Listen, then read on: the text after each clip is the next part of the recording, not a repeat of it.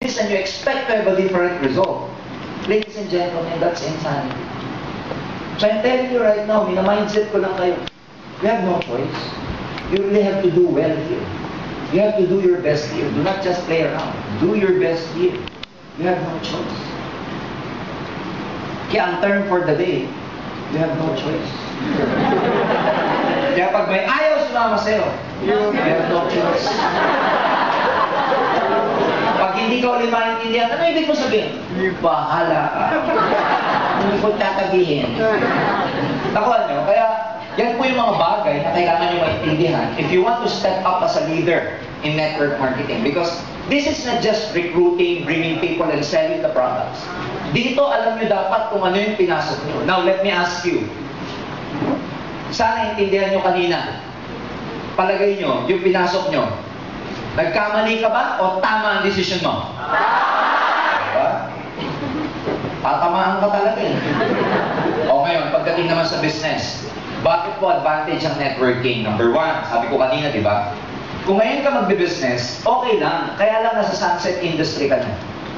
If you have enough money to start a business, 100,000, kaibigan, huwag ka na mag-make business. Kung meron ka ngayong ipon na 100,000 at nag-iisip ka na magnegosyo, huwag mo nang inegosyo. Sayang yan. Ang dami ko pong kilalang tao nagnegosyo na lugi. Ang average, kahit tingnan niyo po sa Securities and Exchange Commission, every year na may nagbubukas pong traditional business, humihingi ng permit, nakano sa kanila yan eh. Nakatali, naka-record. Ladies and gentlemen, almost 85 to 90% of businesses fall out after 1 year. 85 to 90. Sa average, ang isang negosyante para maging successful ngayon, kailangan niya mabankrupt ng 4 to 5 times bago siya maging successful. That's how it is. Ang business ngayon, iba, karamihan nag-aaral pa ng MBA. Karamihan nag-aaral pa ng entrepreneurship. Karamihan nag-aaral pa ng business management. You know, may iba ako, pero pagdating sa business management, it's very ironic. Maraming nag-aaral ng business management, pero pagka-graduate, nag-e-employ, hindi business. Diba? Sige mo, pinag-aaral ka na magnegosyo. Tapos, ang nag-graduate ka, empleyado pa rin ang mindset mo. Nag-gets nyo? Kaya kung may pera kang ganito, may suggestion ako sa'yo. Huwag mo na yung negosyo to. Tago mo sa bangko. Tago mo. Tago mo sa bangko yung 92,000. Yung 8,000, i-pay in mo sa AIM Global. Tama ba? Oh. Ito, ilagay mo sa mga bangko. Ito, ilagay mo sa bangko ng Alliance in Motion Bank. 8,000. Okay? MLM, maliit ang puhunan, walang risk. Pangalawa, wala kang expenses. Halos, ang expenses mo dito, pamasahe, pangkain, etc. Pero hindi ka tulad ng expenses na office rental, payroll, inventory, manpower, warehousing, importing, licensing. Eh dito, subukan mo magnegosyo ng 8,000 sa panahon ngayon. Tarpaulin, business permit pa lang, ubos ka na. Tama ba? Signage pa lang, tapos ka na. Pero sa AIM Global, all in, pagpasok mo nito, dito ako nag-pay income, ganda pa ng opisina nyo. Alam nyo, hindi mo lahat ng opisina ganito. Nakakikita nyo dito sa Bicol kasi karamihan ng mga centers natin, maliliit lang. Kaya anong swerte nyo na ganito kaganda ang opisina ninyo? Ano pa? Escape the headaches of traditional business. Marami pong mga may negosyo, ang sasakit naman sa nakamit na kayo ng ganong negosyante. I know, may kaiingitan mo eh. May inggit ka na negosyante sila kasi meron silang capacity. Pero pag alam mo na yung buhay nila, maano kayo, ma-amaze ka na, ang dami pala nilang sakit sa ulo. Just like for example, yung mga negosyo, operations ng operation ng taxi, operator ka ng jeep, operator ka ng bus sa Manila, it's a really, really big headache. Kasi ang maintenance pa lang, magkano na. Pag naka-aksidente yung driver mo, pag na-carjack pa, pag ninakawang ka pa. Alam mo sa Manila ngayon, ang ibang klase, ibang mga taxi drivers pala, pag bago yung taxi nila, binibenta nila yung gulong, tapos papalitan ng luma. Binibenta yung baterya na bago, papalitan ng luma. Okay, ikaw yung operator, hindi mo alam, ninanakawan ka ng mga driver mo. You get the point? May isa akong distributor ng meat, taga-Subic. Si Marlon. Seaman siya. Yung naipon niya sa pagsisiman, in-invest nila sa Subic yung rent-a-car. Alam niyo yung rent-a-car? Yan. Nag-rent-a-car, marami silang magkakaibigan, tatlo. Nag-invest sa rent-a-car. Tapos nangutang pa. Kasi bumili sila ng 10 unit ng rent-a-car. Good news, after 1 year, bagsak yung negosyo nila. May utang pa siya. Alam mo ba't bumagsak? Nakarnap lahat ng 10 kotse.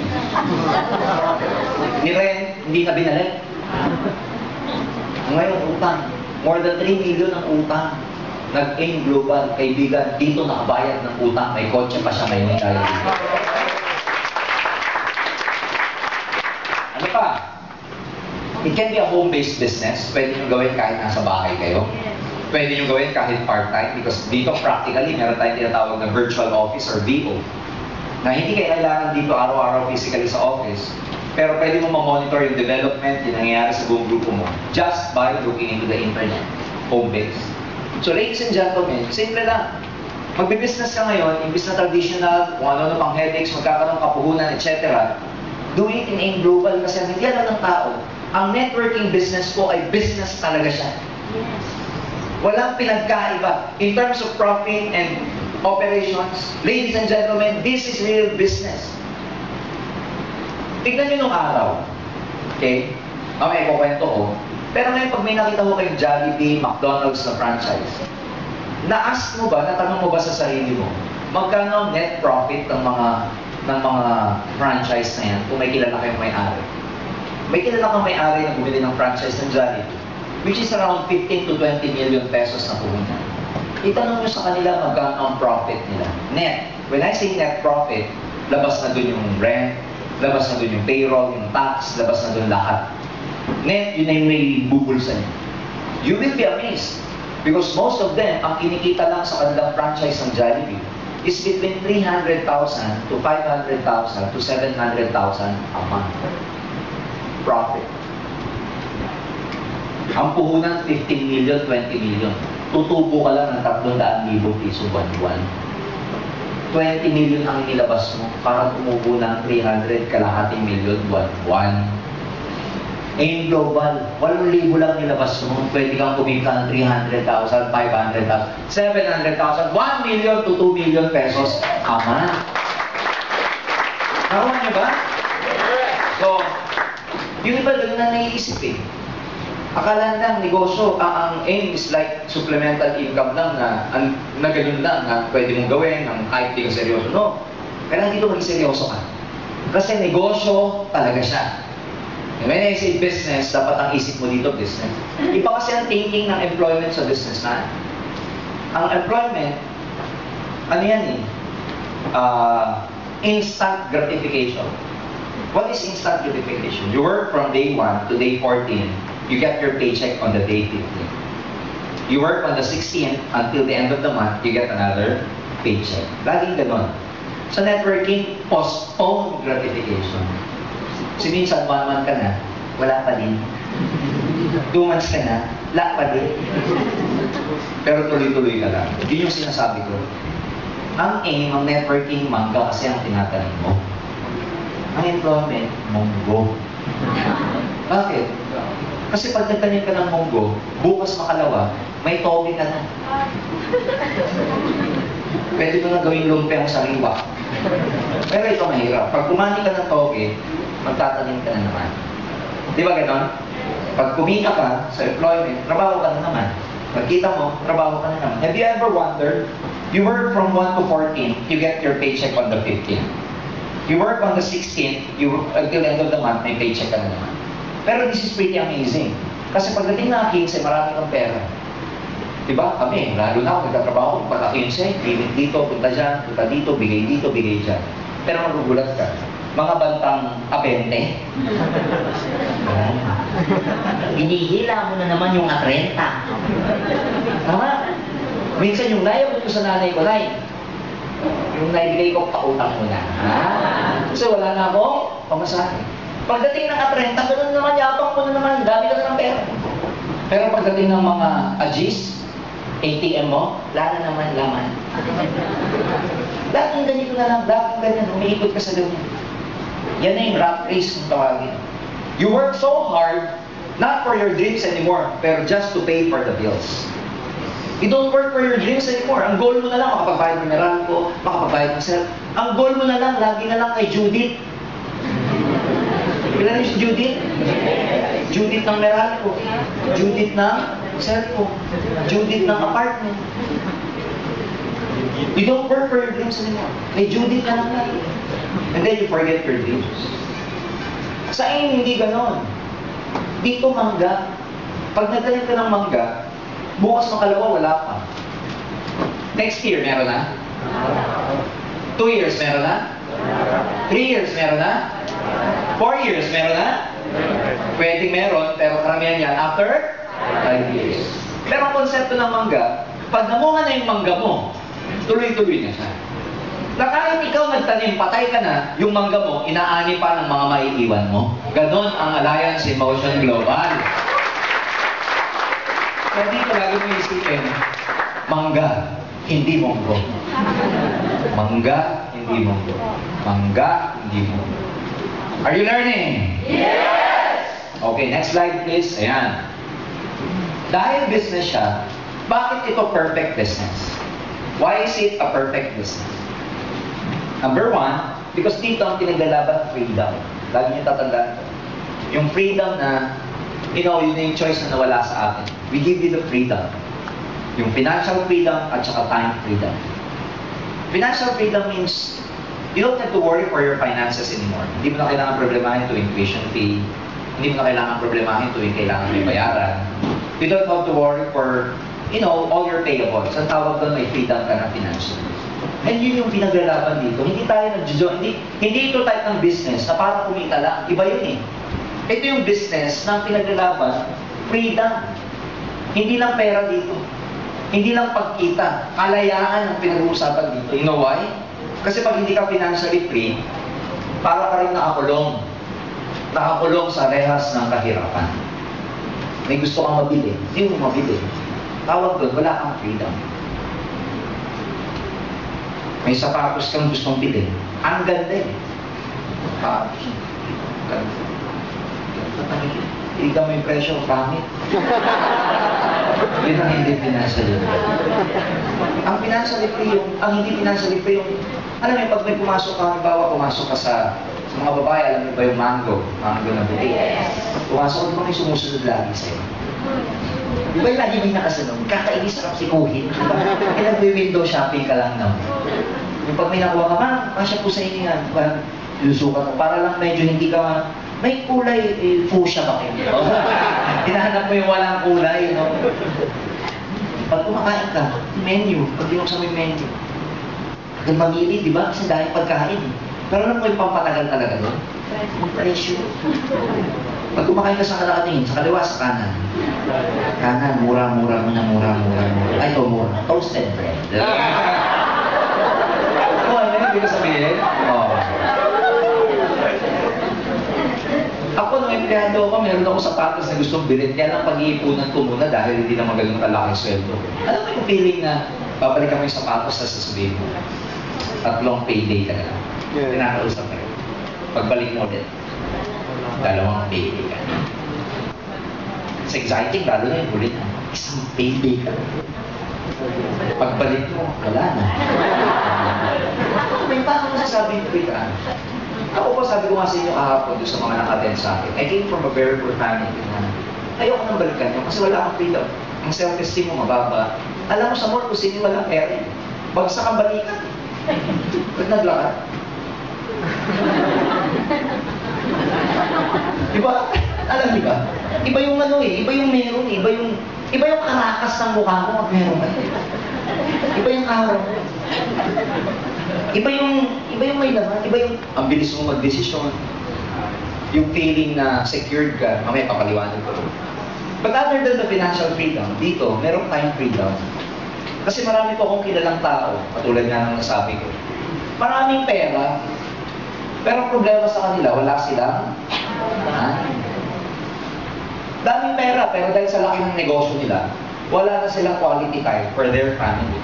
Makikita nyo to sa mga malalaking negosyante, mga mayayamang negosyante na makikita mo, di ba, mayroon lang lumabas sa internet na kwento. There was a schoolboy na na-aksidente. And as soon as he was rushed to the hospital, yung mga parents was informed. The parents were very successful businessmen, business people. So the boy was rushed to the hospital. In-inform yung parents. So yung parents, they also rushed to the hospital kasi unconscious po yung bata until such time na makarating sa hospital. Alam mo, nung binatay ng nanay at tatay yung kanilang anak, nung nagkaroon na ng naging conscious na, as soon as na nagkaroon na ng, it was like grade 3 or grade 4, as soon as magkaroon na ng consciousness, bumalik. Pagbukas sa mata, tuwan-tuwa yung parents kasi, alam mo na, hindi na koma yung anak nila. But the first word na lumabas sa bibig ng bata, ng lalaki, where is Yaya? Where's Yaya? You get the point? Yes. Nagiging instinct na ng mga bata ngayon, Yaya. In fact, ang nagiging ugali na ng mga bata, ang Yaya. I know because ako, I have 2 children, yung yaya ko lagi nakasama, syempre. Alam mong na-influencean eh. Bisaya na yung mga anak ko eh. Mga ganon. So, mahirap din yung puro pera pero wala kang time. Kasi, hindi naman pera magpapaligaya sa'yo. Magbibigay kang magpapaligaya sa'yo kung ano yung nagagawa ng pera. Kung ano yung nagagawa ng pera ngayon, like pag may pera ka, makakabili ka ng sasakyan. Bakit gusto mo yung kotse? Because you as human beings, meron tayong feelings. We want to please ourselves. We want to be happy. Gusto natin yung joy. Kaya, ang hirap din. Ang maganda dito sa aim, yung iba maraming pera pero walang time. Marami akong kilala ganyan. Pero mas marami akong kilala, puro time. Alanin ka. Tama ba? Pero when you get to become successful in AIM, it's different. I promise you, dito, you will have the money to enjoy your time. And the time to enjoy your money. Kaya naghihintay sa'yo. Kaya sa perfect business. Second, security. Of course, siyempre, isang big feeling na nabibigay ng money is security. You feel secured. Iba yung meron kang 7 figures income sa bank book. May bank book pa kayo? Do you look at them? Nothing to see. Di ba masarap yung makikita mo yung bangko mo, merong ganyan, ganyan, ganyan, tas tweet, tas ganyan, ganyan, ganyan. Tas may digit dito. Mga tipong nakalagay. Yan. Nakalagay. Hindi, masyadong malaki yan. Nakalagay, halimbawa, hindi, 500,000 na yun. Mga ganito. Yan, 1, 2, 3, yan. 10 million in the bank. 10 million na savings. Masarap na kaya yun. Yes. Pag nakikita mo siyang 10 million, pwede mo tago sa ilalim ng unan. May 10 million ako. Dito ang kikitain natin, hindi lang pera. Kikitain mo dito, bilyon na pera. I have a test to that. During my peakest, may peak in network marketing. Merong taon na nag-profit sharing ako, 1 big paycheck. At the time, I was 27 years old. Ang profit sharing ko umabot ng 2.7 million. Isang bonus lang. It's just a bonus. 2.7. How would you feel 2.7 million? Ang maganda doon yung awarding namin. Pag in-award ang profit sharing, hindi mo alam kung magkano. It's a surprise kayo. Bubuksan sa harap. Matuwa ako. Saka makakita na gano'n. Some people, ang 2.7 million, ano to? Separation pay na nila yan eh. Retirement pay na nila. Pero tayo hindi. Sa ganito, profit sharing pa. Number 3, this is a fair business. Bakit siya fair? Well, dito pag humataw ka, malaki check mo. Pero pag dito, hindi ka humataw, hindi mo pinagsipagan, hindi rin ganun lalaki check mo. Fair kasi ito, kahit sino pwede. Irrespective of your background, whoever you are, whatever background you came from, whatever religion, whatever educational background, it doesn't matter. So it's a fair business. Everybody is given an equal opportunity to shine. Ang maganda naman dito, hindi lang naman kami yung ganito, kikitain pati kayo. Nauna lang kami. Pero lagi kong sinasabi, pag may nauna, may kasunod, at ang kasunod, kayo na yun. May nauna na. Wala na talaga.